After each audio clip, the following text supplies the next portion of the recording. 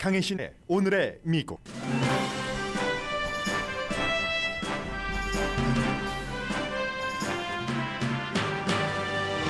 러시아는 우크라이나 쇼핑몰도 공격하고 극초음속 미사일도 쐈습니다. 그러나 대도시에서 항복을 받아내지 못하고 있는 푸틴은 우크라이나 전쟁 목표에 대한 야심을 줄이고 있다는 진단도 나옵니다. 미국과 유럽은 강한 대응, 약한 대응 사이에서 딜레마에 빠졌고 우크라이나 국민은 러시아에 항복하면 살려준다는 압박에도 무너지지 않고 있습니다.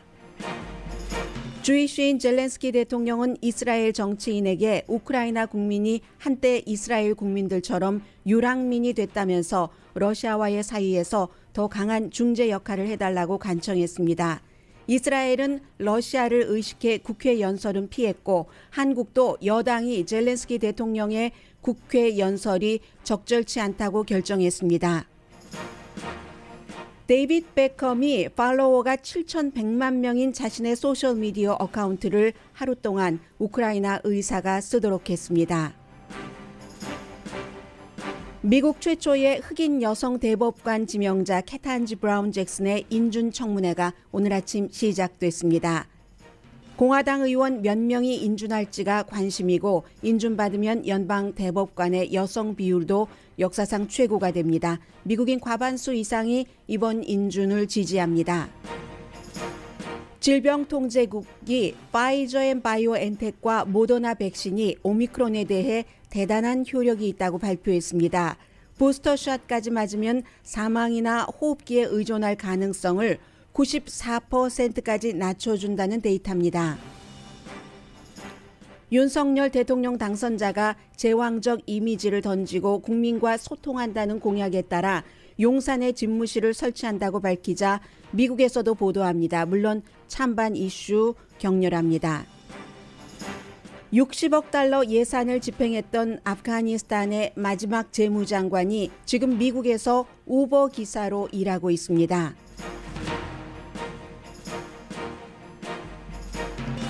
여러분 안녕하십니까? 오늘의 미국 강혜신입니다. 네, 러시아의 우크라이나 침공은 일반인들도 이제 전부 날마다 참 이렇게 말씀드려서 죄송합니다만은 전쟁 소설을 보는 것처럼 오늘은 어떻게 됐나 하는 것을 기다리고 있고 이스라엘과 미국, 일본, 유럽연합 모든 국가가 전부 푸틴의 우크라이나 침공에 대해서 입장이 조금 다릅니다. 그래서 한국은 뒷부분에 좀 전해드리겠습니다.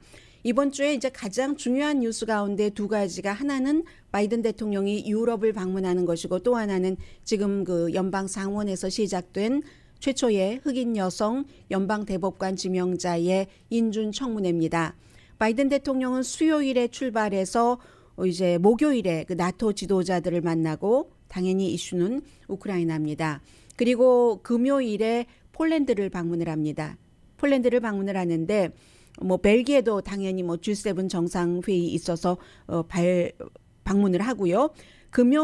폴란드에 금요일에 가는군요. 와소에 가는데 이 폴란드는 1999년도에 나토에 가입했습니다. 그래서 러시아로부터 공격받을 위험은 없다. 왜냐하면 나토가 보호해 줄 테니까 이렇게 생각했는데 바로 국경이 있는 우크라이나가 공격을 받고 그 다음에는 이제 폴란드도 흔들릴 수 있죠. 그렇기 때문에 우크라이나 난민을 200만 명 이상 폴란드가 지금 받고 있습니다.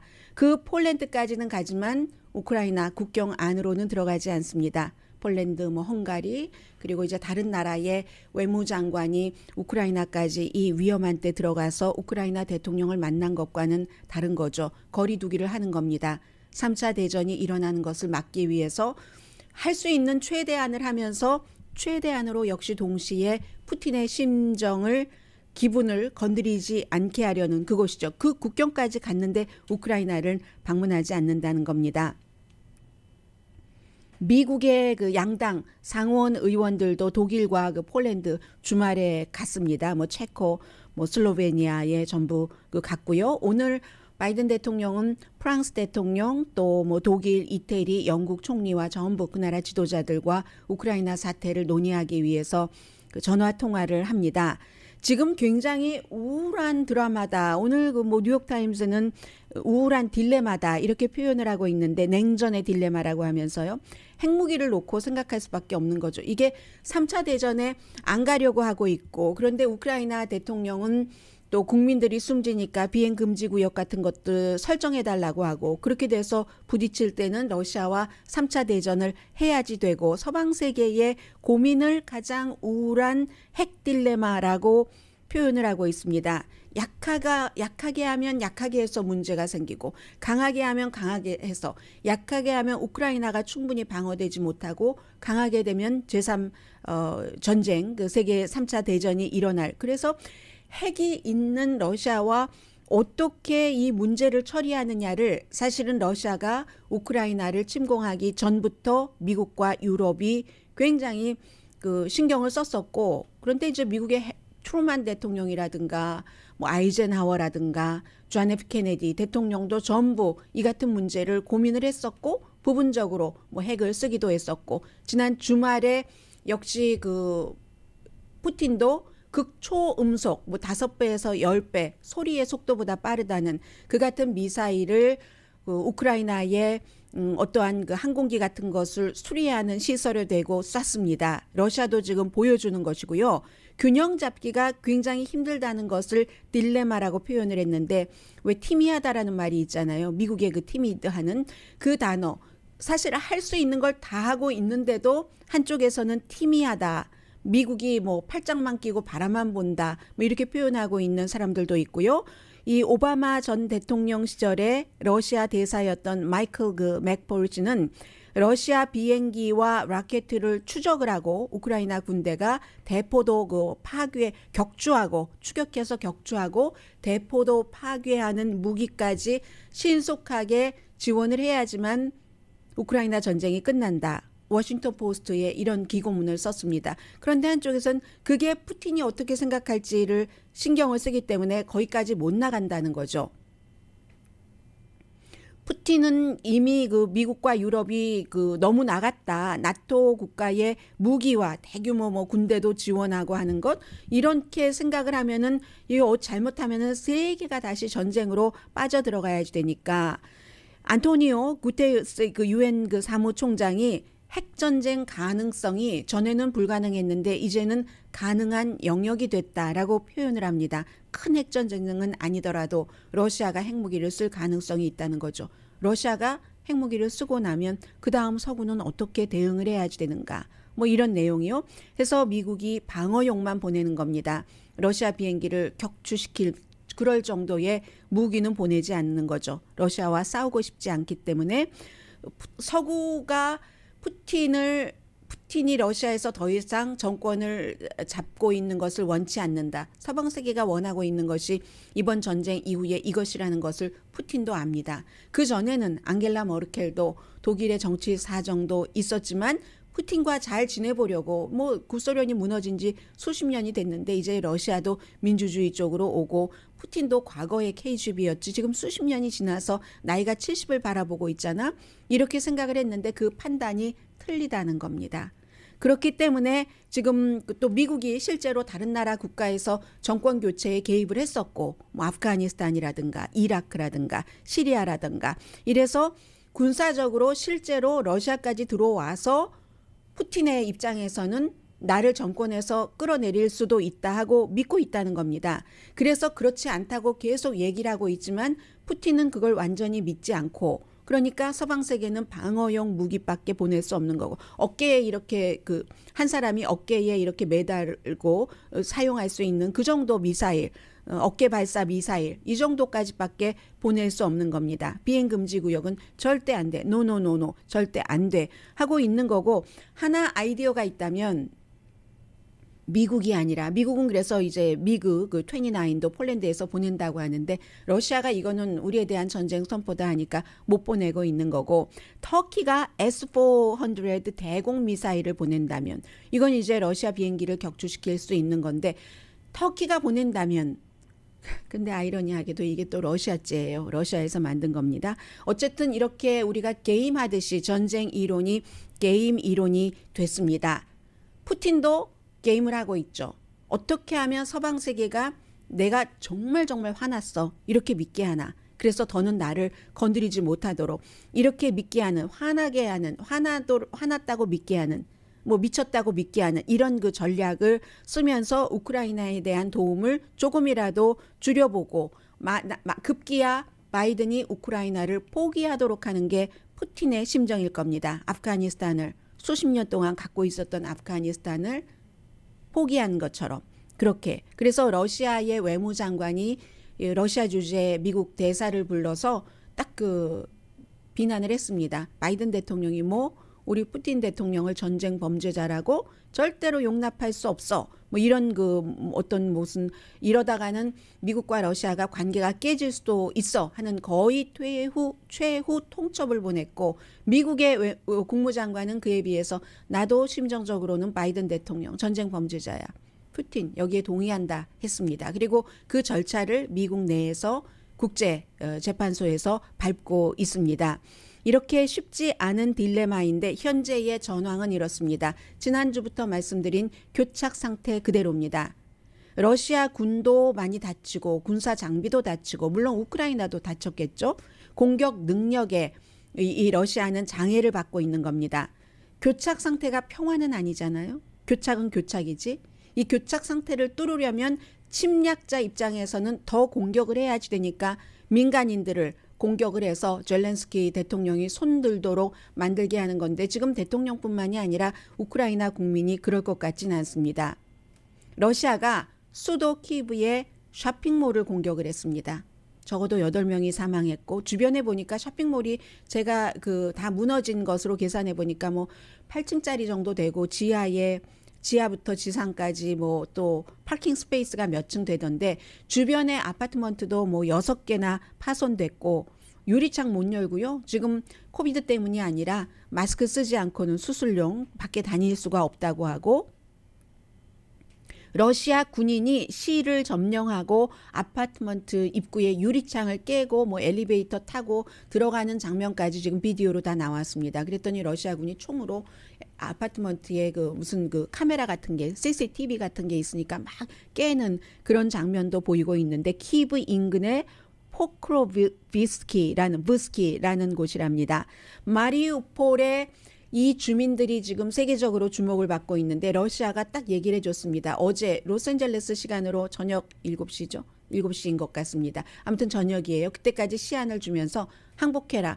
마리우폴이 지금 몇 주일 동안 러시아 점령군에 의해서 아주 그 힘들고 있는데 그런데 뭐 극장도 공격당하고 미술 그 학교는 일주일 사이에 2번 공격을 당했습니다. 이 미술학교에도 한 500명 정도가 대피해 있었다고 지금 우크라이나 쪽에서는 얘기가 나오고 있는데 몇 주일을 점령하면서 시한을 딱 주고 여기까지 항복을 해라. 우크라이나 군대요. 그러면 뭐 우리가 갇혀있는 사람들을 탈출할 수 있도록 해주겠다 하는데 노. 우리 사전에 항복이라는 것은 없다 해서 그 뭐 인구가 몇십만 명 되는 곳에서 사람들이 계속 그 사망자가 늘어나니까 포탄에 맞아서 다 형체를 알아볼 수 없을 정도의 사망자가 아니면은 차곡차곡 뭐 2,300명 이상이 숨져서 시신 위에 또 시신이 또 시신 이렇게 그런 그 비극의 상태인데도 지금 항복하지 않고 있습니다. 그리고 몇백 명은 러시아로 강제로 끌고 갔다고 하죠. 그 사람들이 어디로 갈지는 모르겠습니다. 그런데 이렇게 저항이 완강하자 러시아에서도 지금 미국에서 일부 전문가가 파악하기로는 처음에는 며칠 안에 점령하고 빨리 꼭두각시 정부를 그 수도에 세우고 하는 것이었는데 그것은 불가능하다는 것을 지금 러시아도 알고 있지 않는가. 그렇게 되는 경우는 이제 협상을 해야지 되는 건데 협상하는 경우는 이미 러시아가 점령한 크림반도가 있고 이쪽 서남 쪽으로 그리고 동쪽에 돈바스 지역이 있죠. 그럼 이 돈바스 지역과 이 크림반도를 러시아에서 원하는 것은 여기를 이제 다 자치로 완전하게 하고 우크라이나가 아닌 그렇게 하면 한 500만 명 정도 됩니다. 인구가 양쪽을 합치면 그렇게 해서 여기를 이제 이쪽 흑해 쪽에 접하고 있으니까 육로로 돈바스에서 크림반도까지 육로로 연결하는 이것까지 확보를 하면은 하고 되면은 뭐 협상을 할 수 있을까? 뭐 이 정도까지는 갈 수 있을지도 모른다는데 우크라이나에서 그렇게 되려면 이 마리우폴이라는 열심히 러시아군이 지금 치고 있는 여기서 항복을 받아내고 여기를 완전 그 점령을 해야지 되는데 이게 지금 안 되고 있는 겁니다. 해서 출구 작전을 러시아도 마련할지도 모른다 하는데 그 다음의 것은 아무도 모른다예요. 지금 너무 많은 상황이 계산이 안 되기 때문에 그 사이에 1,000만 명이 350만 명이 우크라이나 밖으로 나갔고 나머지 합쳐서 1,000만 명이 유랑민이 됐습니다. 그 내부에서 이쪽으로 가고 저쪽으로 가고 해서 그러면 인구의 4분의 1이 불과 한 달이 채 되지 않은 이 시점에 전쟁이 일어나서 집을 잃어버리고 집을 버릴 수밖에 없었고 다른 곳으로 몸을 그야말로 의탁할 수밖에 없는 이런 지경이 됐다는 겁니다. 그리고 사실은 뿌리를 뽑는 거죠. 나무로 치면은 나무가 많이 있는데 뿌리를 거의 그 4분의 1을 뽑은 그런 형태입니다. 이 젤렌스키 그 대통령의 세계에 대한 캠페인은 이어집니다. 주말에는 이스라엘 정치인들에게 연설했는데 이스라엘에서는 젤렌스키 대통령이 이스라엘 국회에서 연설할 기회를 주지 않았습니다.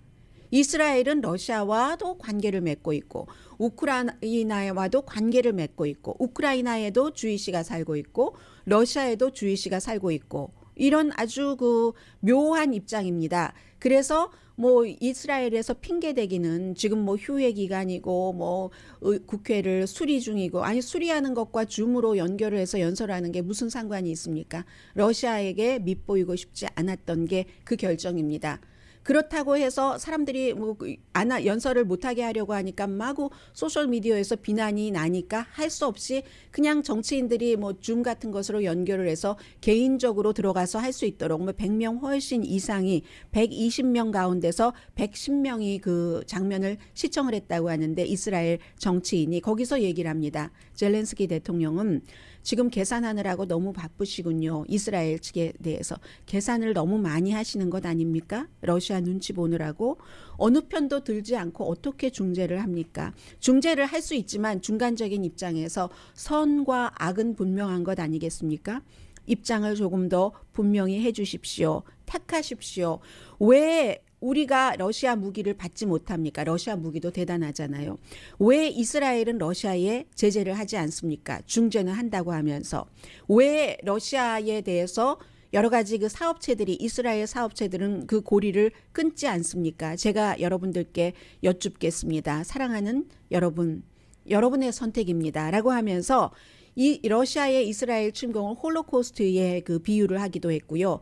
푸틴이 나에게 나치 정부라고 하지만 나는 유대인이고 푸틴이 나치식으로 지금 우크라이나를 침공하고 있습니다. 나치 독일의 게임 플랜을 따라서 이렇게 하고 있습니다. 그러니까 난민을 받아들이는 것도 왜 이스라엘은 적극적이 아닙니까? 이스라엘의 그 아이언돔 미사일 시스템, 그 이스라엘이 개발한 이동식 그 방공 시스템이죠.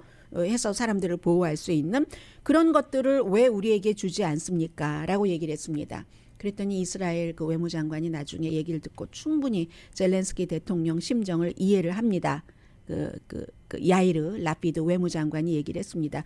우리가 전쟁으로 고통받고 있는 사람을 외면하지는 않습니다. 도울 수 있는 데까지 최대한 돕겠습니다 했고 이스라엘 총리실은 논평하지 않겠다고 했습니다. 그래서 이제 이런 일들이 있고 유랑민이었던 그 유대인이 국가를 갖게 되고 또 다른 형태로 러시아와 관계를 맺은 뒤에 이런 유랑민 국민의 4분의 1이 유랑민이 된 우크라이나를 지원할 수 없는 그 여러 가지 정치적인 입장이 있죠. 한국도 마찬가지입니다. 한국은 젤렌스키 대통령 그 연설 아마 전체적으로 모든 나라에 그 요청을 해놨겠죠. 그리고 지금 중요한 나라부터 이렇게 하고 있는데 한국은 일단 현재로서는 젤렌스키 대통령의 국회 연설을 받지 않기로 결정을 했답니다. 여당이 다수당이니까 적절치 않다라는 그 평을 냈는데 한국도 이스라엘과 이제 비슷한 그 입장인 거죠. 예를 들어 러시아의 현대 공장 같은 것이 있으니까 경제적인 타격이 굉장히 심할 것 같고 그리고 중국과의 그 무역의 다변도에서 러시아를 생각하고 있고 북방 정책 또 한국은 북한이 있으니까 여러 가지 미래를 봐야지 되는데 그래서 애매모호한 그런 입장인 겁니다. 그런 게 하나가 있고 또 하나는 국회에서 연설을 하고 나면 또 이쪽에서 답례를 해야지 되는 부분이 있잖아요. 우크라이나를 지원하는 그런 부담, 이런 두 가지 때문에 한국에서도 젤렌스키 대통령의 국회 연설을 지금으로서는 하지 않기로 결정을 했답니다.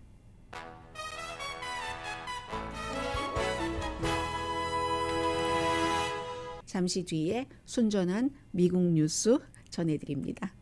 라디오 서울 방송 오늘의 미국 듣고 계십니다. 네, 오늘은 이제 1월 달에 그 바이든 대통령이 지명을 한 역사상 최초의 아프리칸 아메리칸 여성 연방 대법관 지명자에 대한 상원 법사위원회의 인준 청문회가 열리는 날입니다. 오늘 하루가 아니라 일주일 내내 합니다. 그래서 오늘은 이제 오프닝 하고요. 오프닝 스테이트먼트 후보를 포함해서 뭐 여러 그 의원들이 얘기를 하고, 내일은 이제 법사위원들이 24명인데 공화당 민주당이 그 반반이에요. 법사위원회는.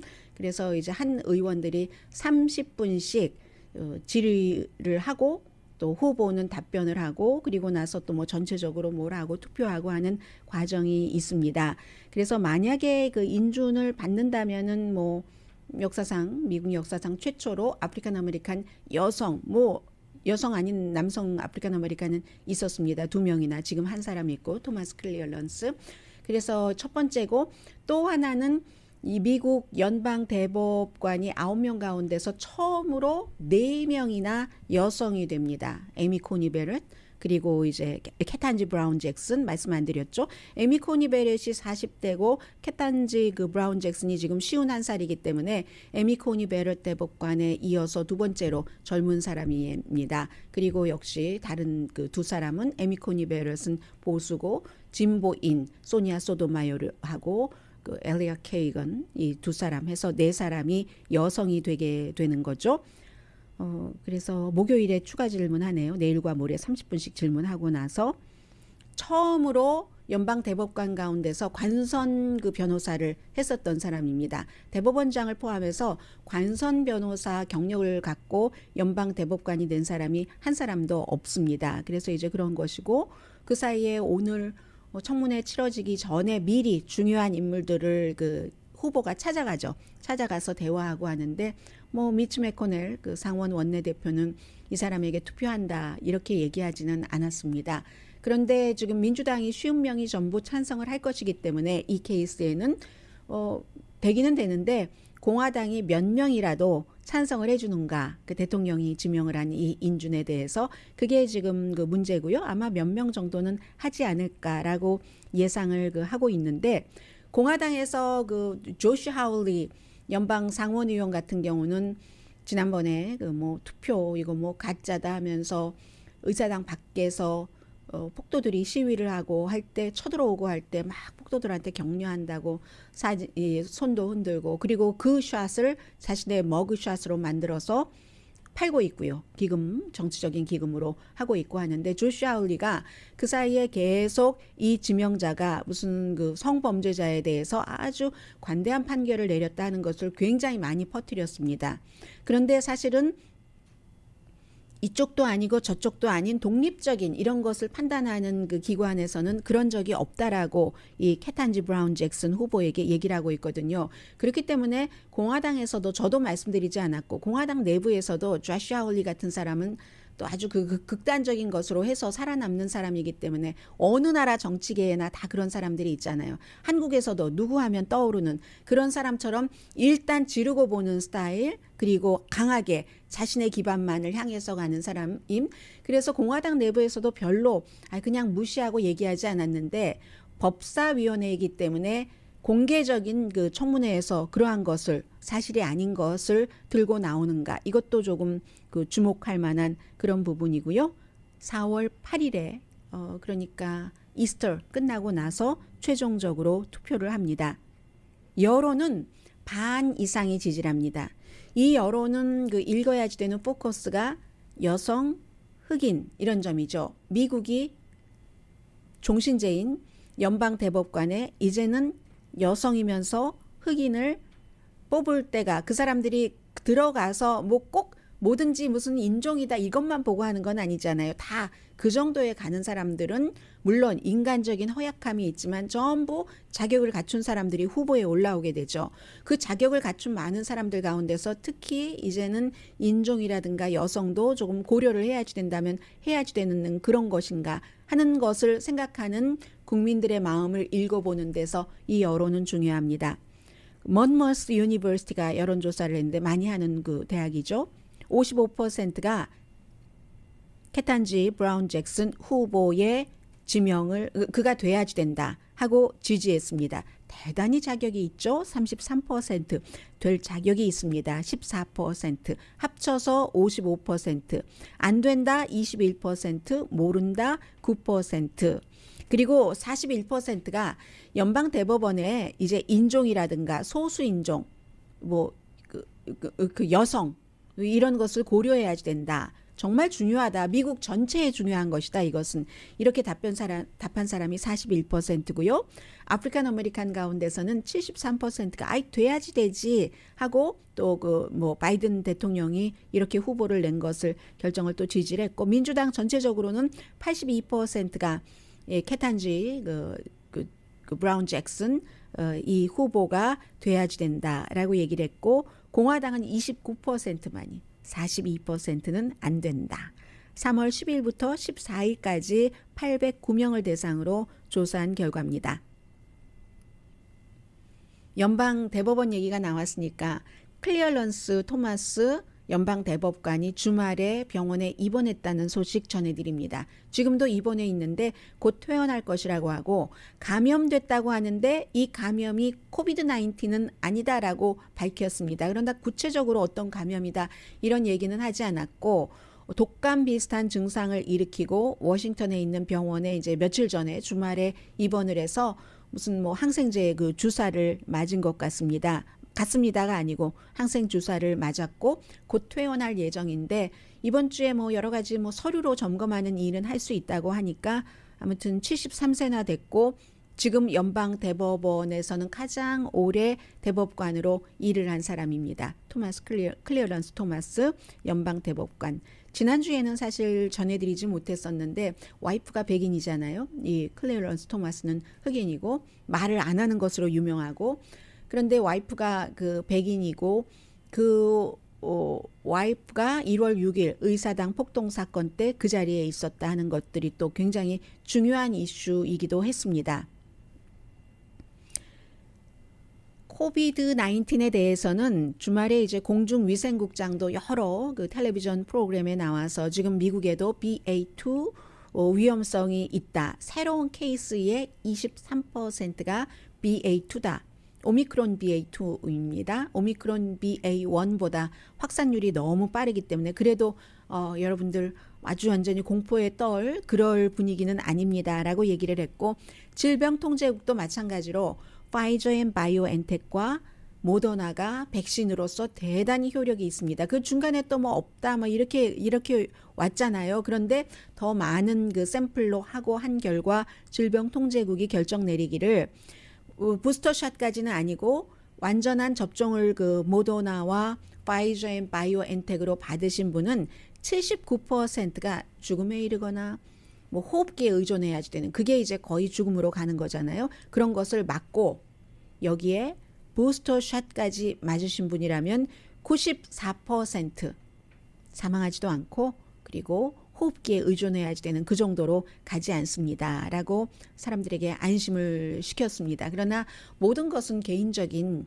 그런 건강 상태라든가 여러 가지 지역의 병원 시스템이 어떤가 이런 것에 따라서 다르기 때문에 항상 조심하는 게 좋겠죠. 그리고 지금 중국에서도 이 오미크론 BA2가 굉장히 많이 퍼지고 있기 때문에 그런데 어쨌든 좀 전에 질병통제국에서 발표한 그것은 3월 11일부터 언제까지인가요? 아무튼 18개 주 21개 병원의 코비드-19 사례를 쭉 조사를 했더니 원래 중간에 막 계속 뭐 별로 효력이 없대 오미크론에 이렇게 했던 것과는 달리 이러한 것이 나왔다 하는 말씀 드리고요. 잠시 뒤에는 제가 가장 말씀드리고 싶은 것은 아프가니스탄 전 그 재무장관인데 보통 잠시 뒤에는 돈 얘기를 많이 말씀드리는 시간이잖아요. 그런데 그 돈 얘기는 여러 가지를 정말 너무 많은 것을 생각하게 합니다. 잠시 뒤에 전해드립니다.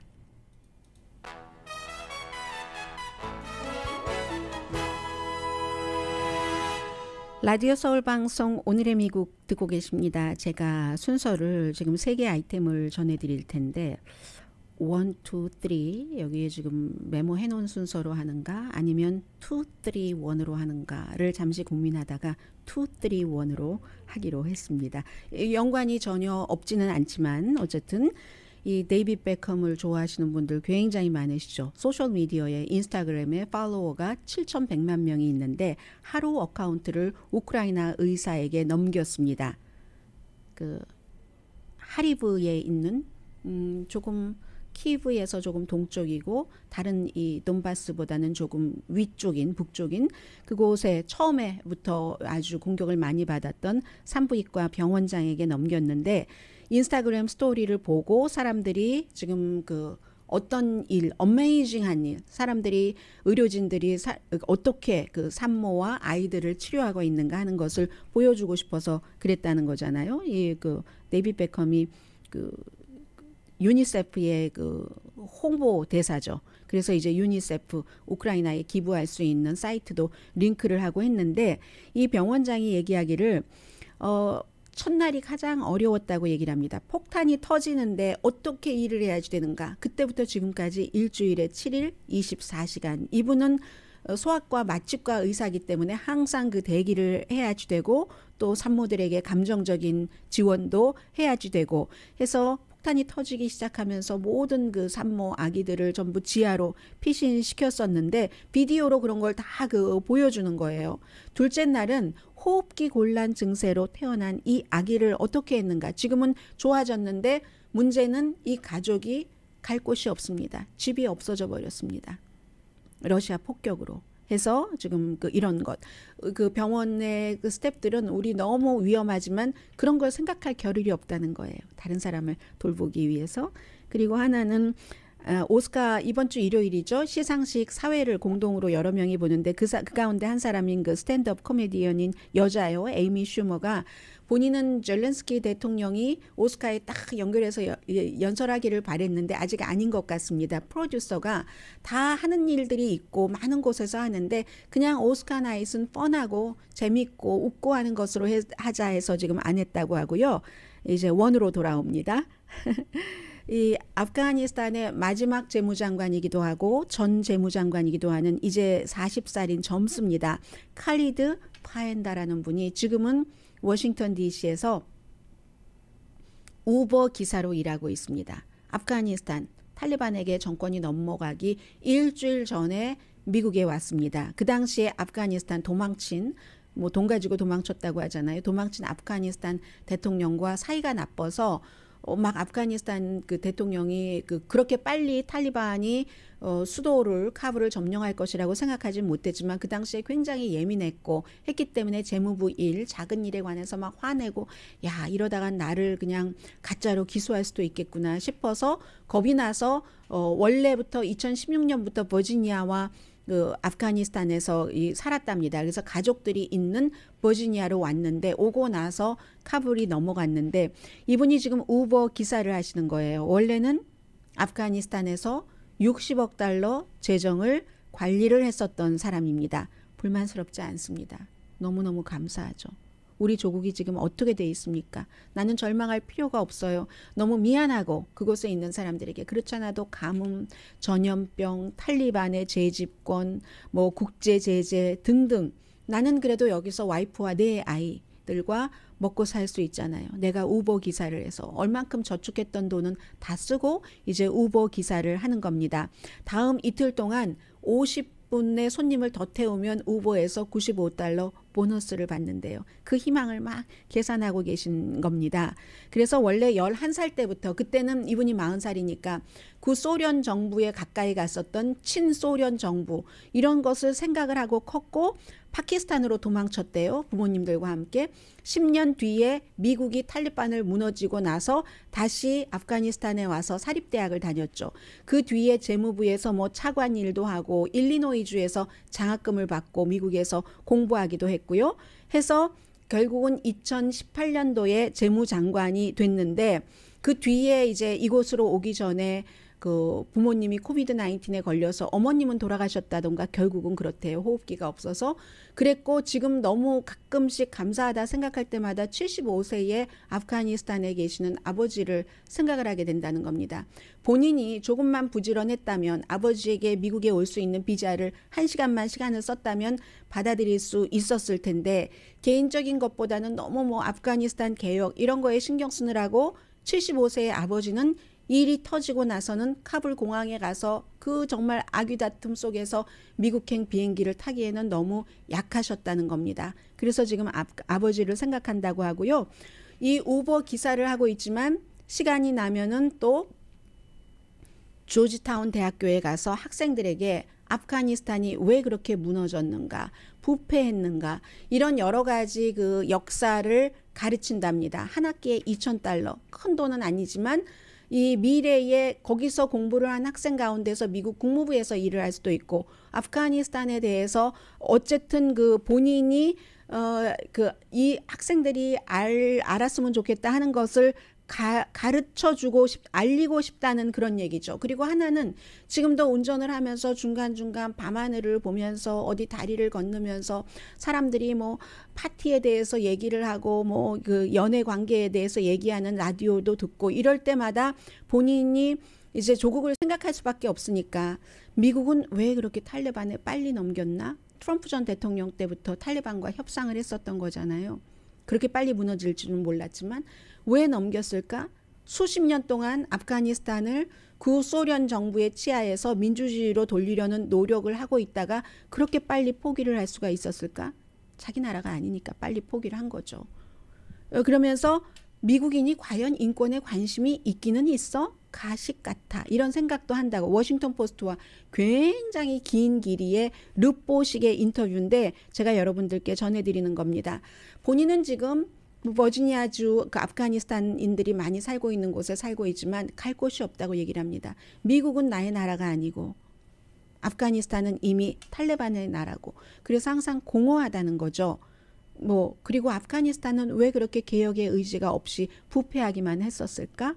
이런 얘기 쭉 하면서 아무튼 지난 6시간 동안 르포 형식의 보도였으니까요. $150를 벌었는데 그 정도면은 그냥 쏘쏘한 밤이었다. 평범한 밤. 그렇게 새벽 2시에 집에 들어갔는데 처음에 우버 기사를 시작했을 때는 아내도 막 내 남편이 제대로 돌아와 하면서 기다리고 있었는데 이제는 그 홀에 불만 켜놓고 이제 잠자고 있겠죠. 식구들도 그런 얘기 하면서 나의 아이들이 일단 그 나라가 지금은 없는 것이니까 탈리반이 갖고 있으니까 미국에서 자랄 때 아프가니스탄 음악도 많이 듣고 문화도 잊지 않았으면 좋겠고, 너무 버릇없이 미국 얘기하는 것 같아요. 너무 하기는요, 미국에도 규율이 있는 사람들이 있고 미 센터드 된 아이들이 있죠. 버릇없게 자라기를 바라지 않고 또 너무 물질주의에 길들여지지 않고 책임감 있는 아이로 자라게 하고 싶다. 이런 얘기를 전 아프가니스탄 재무장관이 미국에서 우버 기사를 하면서 이 워싱턴 포스트와의 인터뷰에서 얘기를 했는데, 미국 이 얘기도 합니다. 아프가니스탄에게 그 스스로의 바이든 대통령이 얘기를 한 거죠. 스스로의 운명을 결정하도록 기회를 줬는데 아프가니스탄이 그걸 못한 거고, 그런데 기회는 줬지만 그것을 그렇게 할 수 있도록 가져가는 의지까지, 아프가니스탄 국민에게 의지까지 줄 수는 없었던 거잖아요.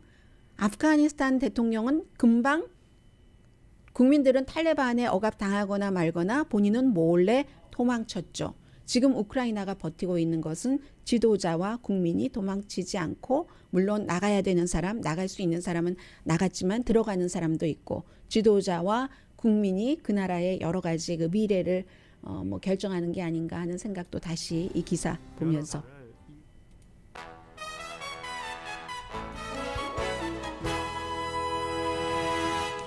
라디오 서울 방송 오늘의 미국 듣고 계십니다. 네, 한국에서 너무나 중요한 그 이슈이기도 하고 미국에서도 보도하고 있는 것, 또 주말이었기 때문에 여러분들 뉴스 놓치셨을까봐 전해드립니다. 오늘 뭐 AP통신 등이 보도를 했는데 윤석열 그 당선자가 청와대에 들어가지 않고 이 광화문은 여러 가지로 그 불가능하다 하는 판단이 나서 용산 기지로 그 들어간다 하는 것을 직접 기자회견을 하고 조감도도 보여주고, 조감도에 무슨 표시는 없는데 여기가 어디고 뭐 이렇게 얘기하면서 설명을 하고 기자 질문도 한 뭐 10가지 정도는 받았습니다. 그래서 그 청와대라는 곳이 먼저 말씀드리면 일본 그 총독부 자리였고, 이승만 전 대통령 당시에는 그 경무대였고, 윤보선 대통령 때부터 이제 그 청와대라고 불렀는데, 그 이후에 김대중 대통령 때부터 거의 모든 대통령이 이건 아니다 여러 가지로 또 너무 정말 구중궁궐이고 거기에 또 궁녀들도 많이 묻혀 있다고 하고요. 그런 것들 때문에 나오려고 했는데 결국은 안 된다는 거잖아요. 광화문에 나오면 사업체에도 다 피해를 줘야지 되고 안전 문제 등등 해서 용산으로 옮긴다 이렇게 발표를 했는데, 그랬는데 관전도 나중에 뭐 시간이 되면은 그쪽에 짓고, 거기에 이미 미군으로부터 6월 달에 돌려받을 땅도 있고 앞으로 돌려받을 땅도 있으니까 공원을 지어서 시민들이 그 공원에서 대통령과 직접 얘기를 하지는 않더라도 대통령이 저기서 근무하는구나 하면서 뭐 소통한다는 그런 것이고, 제왕적인 대통령에서 나오겠다 하는 뭐 그런 거잖아요. 그리고 이제 청와대는 그 개방한다 했더니 민주당은 이런 얘기를 미국에서도 보도를 합니다. 불통이라고 하고 광화문이라고 하더니 이것은 그게 공약이 틀린 게 아니냐. 예산도 이 그 인수인과 민주당에서 얘기하는 것에 뭐 많게는 차이가 4배 정도나 나고요. 또 합참과 국방부를 떼어놓아야지 되는 게 있는데 이런 건 말이 되지 않는다. 반대로 국방부와 대통령이 중요한데 북한이 적인데 그 같은 곳에 있으면 어떡하는가. 그리고 맘대로 하느냐. 용산 그 시민들의 말도 들어보지 않고 이런 것이고, 그래서 합참 의장 11명도 이 윤석열 그 후보를 지지했었던 사람도 이건 아니다 하고 인수위원회에 편지를 보냈다고 하고요. 국민의힘은 역대 대통령들도 다 이거 해보려고 했는데 광화문은 안 되지 않느냐 하면서 뭐 그런 얘기를 하고 있고, 비용은 뭐 최소 $500에서 1조 달러 뭐 이렇게 서로 양쪽의 주장이 다릅니다. 여기에 대해서 윤석열 그 당선인은 뭐라고 얘기했냐면, 그리고 왜 이렇게 서두르느냐, 청와대에 들어갔다 하던가 청와대의 부분을 수리하던가 하지 했더니, 윤석열 당선자는 원래 약속을 했었던 것이고 제왕적 대통령, 국민과의 소통을 일일이 할 수는 없지만 이 용산에서 집무실을 마련하면 1층에 기자실을 만들어서 기자들과 자주 얘기를 한다고 했고요. 한번 청와대로 들어가면 나오기 어렵다. 차기 대통령도 영원히 하지 못할 것이다. 그리고 광화문으로 가면 재앙이다. 이렇기 때문에 이럴 때는 결단이 필요하다라고 얘기를 했습니다. 그런데 또 중요한 것은 이렇게 될 때 한 나라에는 항상 대통령이 한 명밖에 없습니다. 미국도 당선인은 당선인이지 대통령이 아닙니다. 대통령이 아니면 군 통수권자도 아니고 국방부를 마음대로 여기로 옮겨라 저기로 옮겨라 할 수 있는 것도 아니고, 뭐 이번에 가까운 거리라고는 하지만 그렇지만 그런 부분이 있습니다. 그래서 당연히 윤석열 당선자는 이런 것을 먼저 국민에게 이해를 구하고 물러나는 문재인 대통령 뭐 그 양해를 하면 되는 거니까요. 그렇게 압박도 하고 그러기를 바랬었는데 문재인 대통령은 이것은 아니다. 민주당이 앞서 말씀드린 그런 얘기를 한 것처럼 했기 때문에 지금부터 어떻게 될지는 모르겠습니다. 완전히 허니문 기간이 없이 시작하는 윤석열 그 차기 그 대통령이 될 것 같습니다. 앞서 그 말씀드리면서 제가 한 가지 생각난 게 일제 잔재가 없는 데가 없다는 겁니다. 청와대도 총독부였지만 국방부도 마찬가지였어요. 그런 생각 들고요. 그리고 또 하나는 유로비전 그 송 콘테스트에서 뭐 아바도 나왔고 또 셀린 디온도 나왔고 뭐 많은 가수들이 나왔었잖아요. 그런데 미국에서 그 훌리오 이글레시아스 헤이도 그렇고요. 미국에서 아메리칸 버전의 유로 콘테스트 같은 것을 오늘 밤에 하거든요. 저는 궁금합니다. 강혜신이었습니다.